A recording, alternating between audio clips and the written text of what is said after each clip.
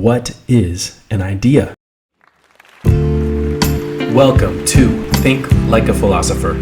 In this Philosophy Lesson of the Day series, I promise that you will think more clearly, reason better, understand the details as well as the big picture, and get ever closer to the truth of things. This is Think Like a Philosopher. Philosophy Lesson of the Day number 15. What is an idea? Again, we will turn to the pages of Plato's Big Ideas, my fourth book in the Think Like a Philosopher series. We will start on page 10, a really big idea. Before I read, if I were to ask you what is an idea, how would you answer it? What words would you use to describe an idea? We all know what it is, but to describe it is something else entirely. Here's how Plato did it. Plato's cave story, which was referenced in the last philosophy lesson of the day, was also a way for him to point out that our senses deceive us sometimes. In fact, maybe our senses deceive us all the time. Who knows? To know what is really true, there must be something beyond our experiences and our perceptions. He had a really big idea. Plato's theory of forms. Plato had a theory of eidos. This is Greek for form or essence. This is also called Plato's theory of ideas, Plato's theory of forms. We read on. A theory of forms. It was about how ideas are really real in a real reality. He said that when we see a thing, we recognize its form even if we've never seen that specific thing before, which we then compare to a real idea. He believed our world is a shadow of a real metaphysical realm of forms and ideas. In my picture, I've referenced Plato pulling back the curtain once again.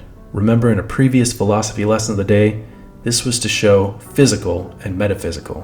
What we see in front of the curtain is physical, but he wants to pull back the curtain to look at what is beyond the physical, to the metaphysical. This is where Plato says ideas live. Let's look at two examples. The physical. You might see Socrates, Plato, or Aristotle and say this is an example of a human. But the idea of humanness is something beyond the physical. This is a real idea. Or an oak tree, a palm tree, a pine tree are examples of real trees, but they represent an idea of treeness. To prove Plato's point, let me ask you this. If my dad walked in a room right now, you don't know my dad, but if you saw him, you would know that he is a person. How do you know? You've never seen him before in your life, but yet when he walks in for the first time, you know that he's a person. That's because my dad is an example of a person, and you compare him to the idea of personness or humanness when you see him, just like you do with any other person that walks in the room. Here's another way to look at it. What if I asked you, what is a chair? If I asked you what is a chair, you know what a chair is. But go ahead and explain it to me. You might say a chair is something you sit on. To which I would say, you can also sit on a horse, and a horse is most definitely not a chair. You go on and you say, okay, a chair is something you sit on that's made of wood. To which I say, I could definitely sit on a tree stump, but that's not a chair, and it's still made of wood. And on we go until you get a very specific definition. A chair is something that is made of wood or some other material. It's not alive. It usually has 4 legs. It has a back. The point is, however you describe chair, doesn't change the fact that you're comparing every chair you see to some idea of chairness. And every chair you see is just an imperfect copy of that idea. This, my friends, is Plato's theory of forms. We read on. Metaphysical forms exist. Plato suggested that there is a perfect form of a thing existing in the perfect metaphysical realm. So, when we see a person we've never seen before, we still recognize them as a person because we know the form of a person in our minds. That is how we can tell the difference between humans and horses or bats and baboons. Solving being versus becoming. Long before Plato, 2 thinkers named Parmenides and Heraclitus argued about whether everything was being or becoming. whether a thing is or potentially is. Plato believed he'd solved the dilemma with his theory of forms. Plato was trying to be both a realist and an idealist when he said ideas aren't just ideas, they are actually real. So a realist is one that believes in what is real, and an idealist is one who believes in ideas. But you see, Plato said he believes in real ideas, which makes him both a realist and an idealist.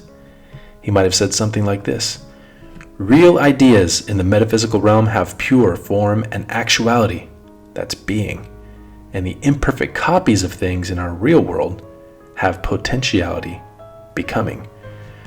See, we referenced Parmenides and Heraclitus in their famous debate about being and becoming. This was in a former philosophy lesson of the day. Here, Plato, the great thinker, believed he had solved the dilemma. The ideas and the forms, they are being, they are perfect. And every imperfect copy we see in the real world is becoming. It is potential toward that perfect idea. This may have been the heaviest philosophy lesson of the day yet, but we have answered the question: what is an idea? We will see you next time when we talk about what do philosophers even do. Thanks for watching. See you later. For this video, I borrowed from the pages of my book series, Think Like a Philosopher, which goes through the history of Western philosophy from its origins to the present. If you love what you see, check out the links below to find digital and printable copies of any and all of my books on the history of Western philosophy. There is a carefully crafted kids version and an outstanding, honest, older thinkers version for each part of the story. I promise that these books will help you to think more clearly, reason better, and get ever closer to the truth of things. With crystal clear, concise language, Greek and Latin translations, and original illustrations and graphics on each page to help you visualize abstract concepts, you will not be disappointed. Thank you for watching. Don't forget to like and subscribe. It supports the channel and ensures that you don't miss any new videos as they come out. See you next time.